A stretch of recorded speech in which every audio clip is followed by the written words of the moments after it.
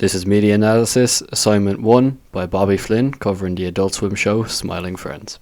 Created and produced by Zach Hadel and Michael Cusack, Smiling Friends will be released April 1st, 2020.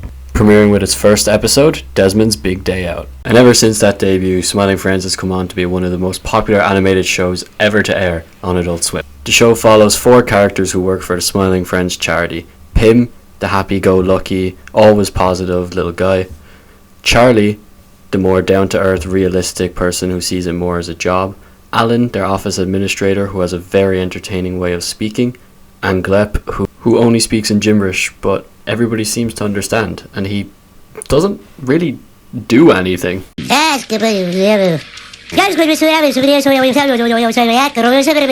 last but not least, their boss, aptly named Mr. Boss. So the first topic I'm going to cover with regards to Smiling Friends is going to be semiotics. Semiotics is the use of symbols and signs to convey a meaning of something. Semiotics, in short, is a way of storytelling. It is a way of showing things on screen and communicating things visually to give the audience a picture, an idea of what something could be. It can be done via imagery or something like audio cues.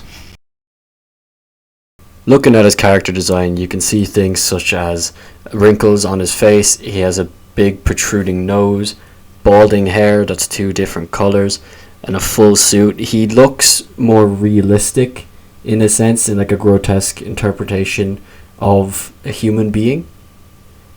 But there's something about him that's not quite right, and I think I figured it out. Can you spot it? He only has 4 fingers. This is not something consistent with any other human character design in the show. Mr. Boss is the only humanoid figure in Smiling Friends whose main design has 4 fingers. And I think that squarely puts him in the uncanny valley for me. But a lot of this is also contrasted with his personality. In general, Mr. Boss is a sweet, kind, if unstable and a little bit insane boss.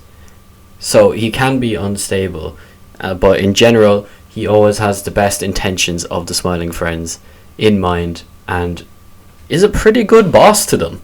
In the season 1 special, Smiling Friends go to Brazil. They end up stuck in an airport during Mardi Gras and don't know where to stay.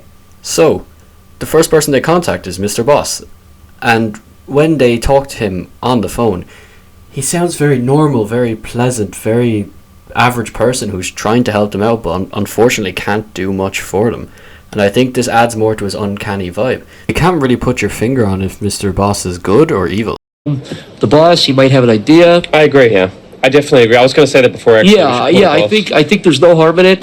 Even if, he can't necessarily help us, he might give us a suggestion or an idea. He might know somebody here. I know he's got connections and stuff, so maybe I'll call him. I can call him. Yeah, I was going to say, do you mind? Because my phone's like super. That's all right. Super low battery. Yeah, I've got a little bit of battery left. Hello? Hey, Mr. Boss, it's Alan calling. I'm with Pim, Charlie, and Glip right now. Oh, hey, guys. Hey, how's it going? Hey, Mr. Boss, it's Pim here. We're just calling because we're in Brazil right now, and we kind of screwed up a little bit, at least I did. We don't have a hotel, and we're just wondering if you had any ideas of maybe, like, you know someone here that we can stay with, or maybe something that we can do. Jeez, I don't know. Yeah. Wait, you guys don't have a hotel? No, we thought we had one, but we were gonna get another hotel, and I guess normally that wouldn't be a problem, but right now it's Mardi Gras here in Brazil, so just everywhere's booked, everywhere's fully booked out. So, Okay. Well, shoot. Let me see. If you can't think of anything, Dad, you chose the worst time to go. You chose the worst time to go. We know. We can figure this out on ourselves. We're just wondering, and obviously, Yeah, I don't know. we'll figure it out. I think it'll be fine. Thank you for. Thank you, Mr. Boss. Thank you. It was good See ya. talking. I just want to say, genuinely, I am really, really sorry. I swear. Another scene from him in the show. Come here. Wait, is that the boss? Yep. I sold my likeness to be used in this game. That's where I've been all week. doing motion capture and crap. Oh, that's where you were. We thought you went crazy. Yep, guess time. Oogaloo!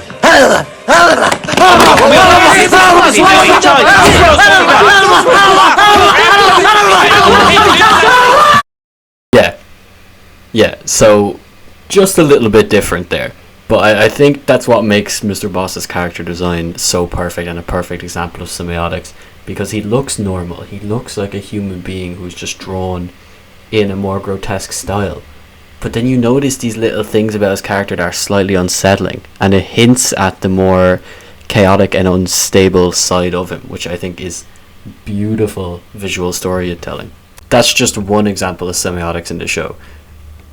Smiling Friends as a show has this amazing idea where they do not stick to one animation style. The animation style depends on the character, let alone if it's even animation. Some characters will be done in live action, such as President Jimbo from season 1. And then you have other characters as well that are drawn with rotoscope technology, with claymation, with stop motion. They tailor the animation style to the characters. They don't force the characters to fit the animation style. I think that gives the characters so much more room for them to be expressive and creative. Episode titled Brother's Egg, they are hired to help make a mad scientist smile who's been trying to make a homunculus, and he's been having a lot of issues with his brother, who he lives with. So as you can see, the main character, he looks like someone who would fit more in the Smiling Friends universe. He seems a little bit unhinged. But then you encounter his brother, who is just a rotoscoped human being, almost looking like Aaron Paul in a sense. Thing up there! Look, Mr. Dog, I know your brother can be eccentric, but you really should give him a chance to change his ways. He's the only brother you've got. No! Decision's final. I've given Daniel too many chances. I work 14 hours a day to pay for our house, and he's in his bedroom doing that egg shit. I'm done. And a good but standard version of anchoring used in the Smiling Friends semiotics would be the opening song, which is like if you sped up the Looney Tunes song twice over, it really hits you like a truck. Now, let's move on to the next topic, which is going to be feminism. Created by Mary Wollstonecraft, the feminist theory states that women and men should have equal opportunities and equal placement in both society and in media. Nor does it pass the Bechdel test created by Alison Bechdel, which states that two women should have a conversation in any piece of media about something not related to the opposite sex. Of the images I have to go off, that they're not featured much at all or talked about. The only mentions of speaking dialogue that either of them have is Zoe complaining about Charlie in the Halloween episode not wanting to dress up because he's afraid of cancel culture. And Glep's girlfriend is just supposed to be a very attractive appearing woman. Both of these characters' personality traits boil down to them being attached to the hip by their boyfriends, who are two of the main characters in Smiling Friends. The only other female speaking roles are one woman at the start of an episode who is acting as a news anchor, and a worm that has a female voice, along with Satan's daughter, who plays a part in one episode, where she's very much a stereotype. Everything, and she's covered in money, and she expects the world, and there's no real development from that. So overall, I think Smiling Friends has a long way to come when it comes to its female representation, and it also does not pass the Bechdel test. Now, for our next section, we're going to be talking about audience theory. Smiling Friends is very much a type of show that targets an active audience. I feel like this is something that Smiling Friends does beautifully. It's a type of show where there's so many little jokes and little references hidden in, because the creators Zach Hadel and Michael Cusack both started out making YouTube shorts in the early 2010s and posting animations on places like Newgrounds. There's a lot of references that people who, when they were around back then, they might be able to get the references, but then there's also other references and jokes that they build up inside the episodes itself. So the very first joke I want to bring up that I think demonstrates this beautifully is the joke in the episode Frowning Friends about the Renaissance Men. In this episode, they're in the break room and it's very quiet, it's very peaceful, there's not much going on. So Charlie decides to break the ice, talking about what he's reading on his phone, and it's an article about this group called the Renaissance Men that are coming into town. Pym asks him some questions about it, and Charlie doesn't really know. He's just responded, I don't know, I'm just after reading it now. But Pym, not quite understanding the situation, continues to ask Charlie these questions, and it becomes a bit heated. They're not necessarily arguing, but you can tell that they're pretty angry or just annoyed at each other about what the Renaissance Men are. And then eventually they get interrupted and the episode continues. After the entire episode happens, there's an evil version of Pym and Charlie who come around called the Frowning Friends, and they manage to stop them. And then, you think the episode's wrapped up, you think the episode's going to finish, but then this happens. This is a beautiful ending. Fire!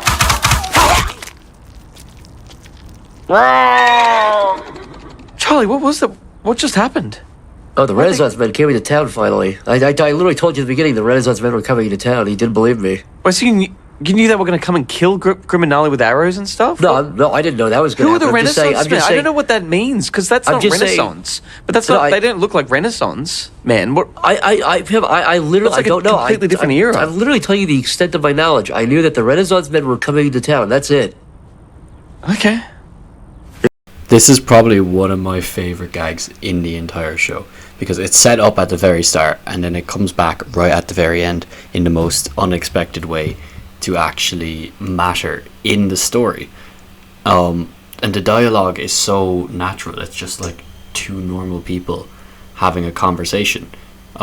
Charlie breaks the fourth wall at start by, like I'm telling you at the start, implying the start of the episode. And then Pym points out that the pretty obvious fact that they're not dressed in Renaissance gear at all. And they're dressed as like Holy Roman soldiers. So he's confused about that, and he's saying that to Charlie again, and then Charlie's getting annoyed because it's being brought up again, and he says to Pym like he just doesn't have the knowledge, and then it's never resolved. The episode just ends, and I think it's a beautiful joke, just from the sheer absurdity of it all, and how it forces the audience to remember what was talked about before and bring up points in the joke that they mightn't have even considered. It's incredibly multi-layered and just shows the intelligence of Zach Hadel and Michael Cusack's. And the best part about these kind of jokes is that they are all over Smiling Friends. This type of humor and awkward dialogue humor is really this show's bread and butter. It's something that it exploits a lot, and it forces the audience to pay attention. If you watch a show like Smiling Friends in a passive manner, you will not be able to get the full experience out of the show. It forces you to look at it. It forces you to pay attention. It's a really grabbing show that a passive audience just simply would not enjoy as much an active audience. In conclusion, I believe that Smiling Friends is an amazing show for someone who wants to engage with a story. They want to watch the details, they want to laugh, and they enjoy a good bit of absurdist humor. I feel like its use of semantics is incredibly strong in its visual storytelling. The anchoring of the title of the episode, I feel like, is a strong, consistent theme to get people in the zone to watch it, and I feel like that it could do with a little bit of work on a feminist / female perspective. This concludes assignment 1.